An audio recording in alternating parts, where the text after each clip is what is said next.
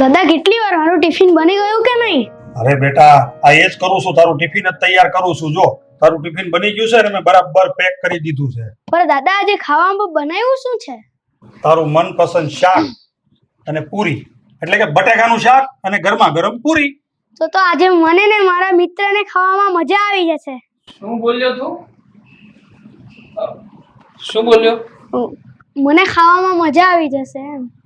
તો ઠીક, બાકી આજકાલ તું ટિફિન બોક્સ લઈ જાય છે અને પૂરેપૂરું ખાલી આવે છે. પપ્પા આના પહેલા જ્યારે કિયાન ટિફિન લઈને જતો ને ત્યારે કંઈક ને કંઈક તો પડ્યું મળતું જ. આજકાલ મળતું નથી. હા, તું ક્યાંક આ ટિફિન કંઈક રસ્તામાં ફેંકી દે અથવા તો કંઈક બીજું કરે જેવું કંઈ તો નથી ને? નહીં, હું ખાઈ જાઉં છું. તો ઠીક, બાકી મને તો એમ હતું કે તું નક્કી આમનો બગાડ કરતો હોઈશ. છો ભાઈ, પૈસા છે ને કઈ ઝાડ ઉપર નથી ઉગતા. તારો બાપ મહેનત કરે છે ને પછી અહીંયાનું ખાવાનું બને છે. શું કેવું પપ્પા? હા, તારી વાત બરાબર છે, પણ હવે આવું બધું આવા નાના છોકરાને ના કહેવાનું હોય. આ સમજાવવું પડે, સમજાવી રહ્યો છું કે આ છે ને ફેંકી દેવાથી કોઈના પેટમાં ના જાય અને બહુ ખોટું દાન ધર્મ કઈ કરતો નહીં. હા, બરાબર છે. હવે એનો સ્કૂલનો ટાઈમ થઈ ગયો છે અને પેલો વાન વાળો નીચે આવીને ક્યારનો હોર્ન મારે છે. હું એને મૂકી આવું. હા હા, ચાલ ચાલ બેટા.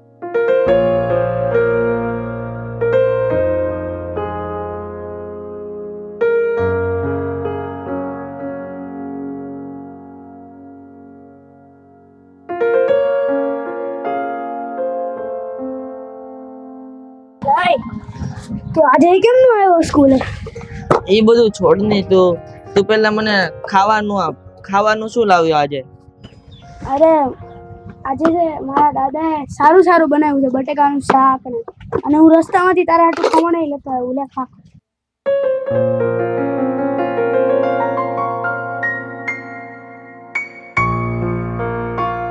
ઓય, તારા મમ્મીને કેવું છે? તને પૂછું. હોસ્પિટલમાં એડમિટ છે. ડોક્ટરે કીધું છે કે હજી સારું થતા વાર લાગશે. સાચું કહું ને તો આજે મને છે ને ખાવાની પણ બહુ મજા આવ્યો. ખાવાનું કોણે બનાવ્યું? દાદાએ બનાવ્યું ને? અલા, તને તો દાદાના હાથનો ટેસ્ટ પણ ખબર પડી ગયો. તો છે ને કાલે પણ મારા હાટું મસ્ત સારું બનાવીને ખાવાનું લેતો આવજે. જો સાચું કહું ને કિયાન, મેં 2 દિવસથી ખાવાનું ખાધું જ નહોતું. તું આજે મારા માટે ખાવાનું લાવ્યો, એમાં મને બહુ મજા આવી. તું તો મારો મિત્ર છે. તારા માટે જમવાનું લાવવું ને એ તો મારો મિત્ર ધર્મ છે. લાવ.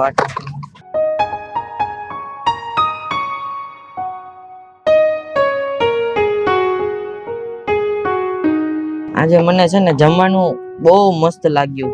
ખાવાની પણ બહુ મજા આવી ગઈ. અને હા, મારા તરફથી છે ને દાદાજીને થેન્ક યુ કહી દેજે. હા.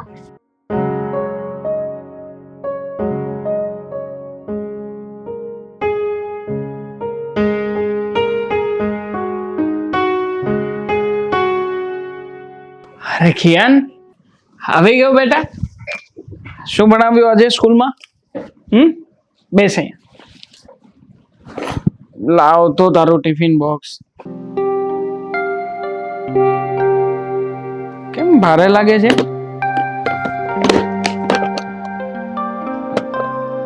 હા, શું આ બધું પડ્યું છે કેમ? હા કિયાન, તને પૂછું છું પડ્યું છે કેમ? તને ટિફિનમાં બધું ભરીને મોકલ્યું હતું ને? ખાવા માટે મોકલ્યું હતું. આવી રીતે બગાડ કરવા માટે નહીં. આવતીકાલથી છે ને ટિફિન બોક્સ નહીં આપું તને. હવે તારે છે ને જમવાનું નથી. હવે શું વળી મનમાં આવે એવી રીતના જ કરવાનું? હે બોલીશ કેમ? મોઢામાં મગ ભર્યા છે? પા એવું થોડી હોય કે ટિફિન બધું પતાવવું જ પડે. આજે મને ઓછી ભૂખ લાગી હતી એટલે ટિફિન ના પૈતું. હવે તું મારી સામે બોલીશ? હા, મારી સામે બોલીને મને સમજાવીશ તું? કહ્યું ને તને કે કાલથી ટિફિન નથી આપવાનું. હું પણ જોઉં છું કે તને આ ઘરમાંથી ટિફિન હવે કોણ આપે છે.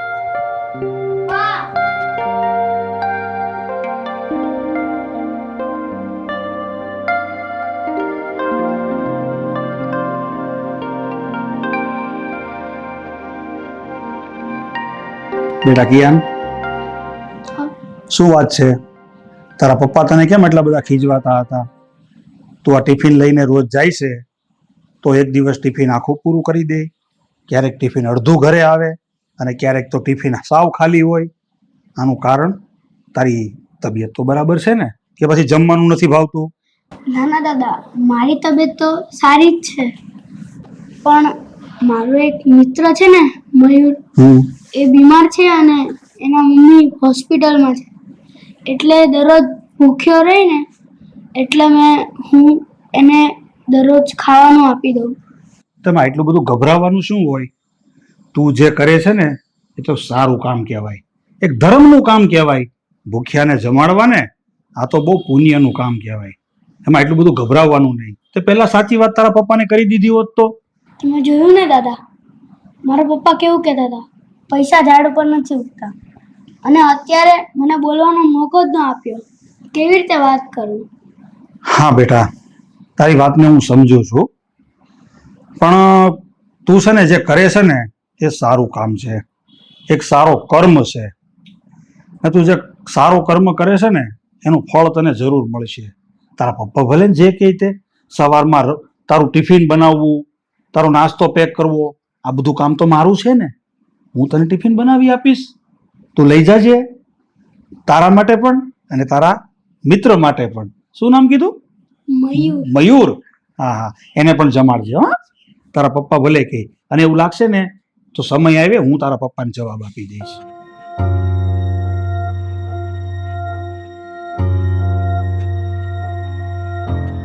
ઓય તું 2 દિવસથી ક્યાં હતો? તને ખબર છે ને કે તારા વગર મને કોઈ ખાવાનું નથી આપતું. મને કેટલી ભૂખ લાગે છે. તું એ બધું છોડ, તું મને ખાવાનું આપ. ખાવાનું ક્યાં છે લાય?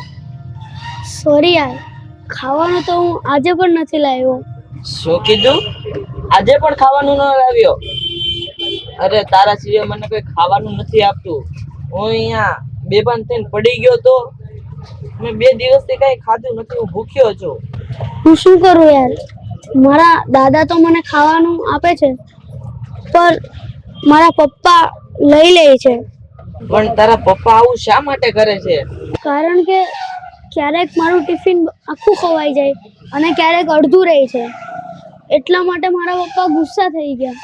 મને મારા પપ્પા ઉપર બહુ ગુસ્સો આવે છે, એના કારણે તું ભૂખ્યો રહે છે.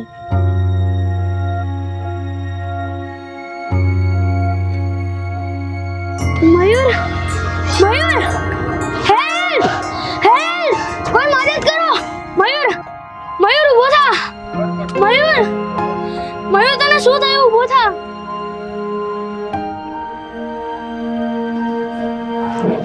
જો બેટા, જરાય ચિંતા ના કરતો. તારો મિત્ર મયુર, મયુર નામ છે ને, બરાબર છે, પણ એ થોડા સમયથી ખાધું નથી ને એના કારણથી એને ચક્કર આવી ગયા છે. એક બોટલ ચડાવી દઈશ ને એટલે બધું સારું થઈ જશે. હો હા, તું કહેતો તો તારા પપ્પાને અને તારા દાદાને આપણે ફોન કર્યો, આવ્યા નહીં હજુ? કિયાન, કિયાન શું થયું દીકરા? તું અચાનક હોસ્પિટલ કેમ આવી ગયો અને ફોન કેમ કર્યો અમને? મને કઈ નથી થયું, તો મારા મિત્રને થયું. હા જુઓ, તમારો દીકરો એકદમ બરાબર કહે છે, એને કાંઈ નથી થયું. આ તો એકચ્યુઅલી એનો મિત્ર બેભાન થઈ ગયો ને તો બીજાની હેલ્પ લઈ અને તમારો છોકરો એને અહીંયા હોસ્પિટલ સુધી લઈ આવ્યો. બેભાન? પણ કેમ? શું કામ? એમાં એવું છે ને કે ઘણા દિવસોથી એ છોકરાએ પૂરતું ખાધું નથી, તો કમજોરીના લીધે એને ચક્કર આવી ગયા ને એ નીચે પડી ગયો. ખાધું નથી મતલબ? કિયાન, તું જમવાનું ટિફિન જે લાવતો હતો એ તારા ફ્રેન્ડ સાથે શેરિંગ કરતો હતો? હા, મને તો આ વાતની ખબર જ હતી. પપ્પા, તો જે કંઈ પણ થયું છે એ બધું મારા કારણે જ થયું છે. મારી જ ભૂલ હતી કે કિયાનને ટિફિન લઈને જતા રોક્યો. કિયાન, કિયાન ક્યાં છે તારો મિત્ર?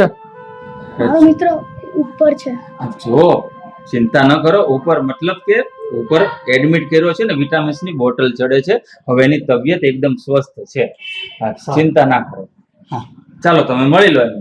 ઓકે, ચાલ બેટા.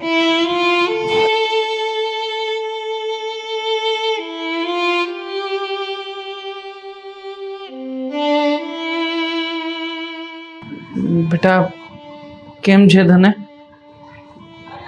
મયુર, મયુર, જો મારા પપ્પા આવ્યા. કિયાન તું રોજ આના માટે ટિફિન લઈને આવતો હતો તો બેટા તારે વાત તો કરાય ને મને. હા, હું હતો ને તારી સાથે. પપ્પા, હું આના જોડે ટિફિન શેર કરતો હતો કારણ કે એના મમ્મી હોસ્પિટલમાં હતા અને એ પોતે પણ બીમાર હતો. દીકરા, મારાથી બહુ મોટી ભૂલ થઈ ગઈ છે કે હું તને સમજી ન શક્યો. પણ આજે મને સમજાણું કે તારું આ ટિફિન માત્ર તારું જ પેટ નહીં પણ બિચારા તારા મિત્રનું પણ પેટ ભરતું હતું. અને મેં એના ઉપર જ રોક લગાવી દીધી. પપ્પા, શું ભૂખ આટલી બધી ખરાબ વસ્તુ છે જેના કારણે કોઈ માણસનો જીવ પણ જઈ શકે છે? બહુ મોટો અને અઘરો સવાલ પૂછી નાખ્યો દીકરાથી. અંકલ, સાચું કહું ને તો કિયાને મને ટિફિન અપાવ્યું ને એ મારી દુનિયાની સૌથી મોટી ખુશી છે. બેટા, આપણે બધાએ એક વાત ભૂલવી ના જોઈએ કે માણસ જે કાંઈ પણ પોતાની જિંદગીમાં કરે છે ને એ પોતાના પરિવાર માટે કરે છે, પોતાના પેટ માટે કરે છે. એટલે તો કોઈએ કીધું છે કે ભૂખ કરતા ઊંડી ભીખ હોય છે. એટલે બેટા, આપણને એક શીખ કહેવાય કે જે આપણે જિંદગીમાં સારા સત્કર્મ કરીએ ને તો એનું પરિણામ સારું જ આવે. આ કિયાને આપણને પૂછ્યા વગર, આપણને કીધા વગર આ એક સારું કામ કર્યું તો એનું અંતે પરિણામ તો સારું જ આવ્યું ને. એટલે તારે કોઈ અફસોસ કરવાની જરૂર નથી. જાગ્યા ત્યાંથી સવાર. Proud of you my son. લે બેટા કિયાન, આ તારા સ્કૂલના લંચ બોક્સ. પણ કેમ દાદા આજે એકની જગ્યાએ 2 ટિફિન? હું સમજાવું છું તને. આ ટિફિન કે જે તું તારા માટે અને તારો મિત્ર, શું નામ હતું? મયુર. મયુર. તારું અને તારા મિત્રનું બંનેનું ટિફિન આમાં, બરોબર? બંને આમાં જમવાનું છે. અને આ ટિફિન હવેથી એક્સ્ટ્રા મળશે તને. મતલબ કે કોઈ પણ વ્યક્તિ તને ક્યાંય પણ ભૂખ્યું દેખાય, તને લાગે કે આ વ્યક્તિને જમવાની જરૂરિયાત હશે, આ ટિફિન તારે એ વ્યક્તિને આપવાનું. સમજ્યો? અને જો તને છે ને બેટા જરૂર પડે અને તને એવું લાગે ને કે હજુ આ 2 ટિફિનમાં પૂરું નથી પડતું અને તું અથવા તારો મિત્ર મયુર કે અથવા કોઈ ત્રીજો વ્યક્તિ ભૂખ્યું રહે છે તો પાછો મને કહેજે, ગભરાતો નહીં. દાદા, આજે મને સમજાયું કે ક્યારેક આપણું થોડું જમવાથી બીજાની જિંદગી બચાવી શકે છે અને ભૂખ્યાને ભોજન કરાવવું એ તો આપણો સૌથી મોટો ધર્મ છે.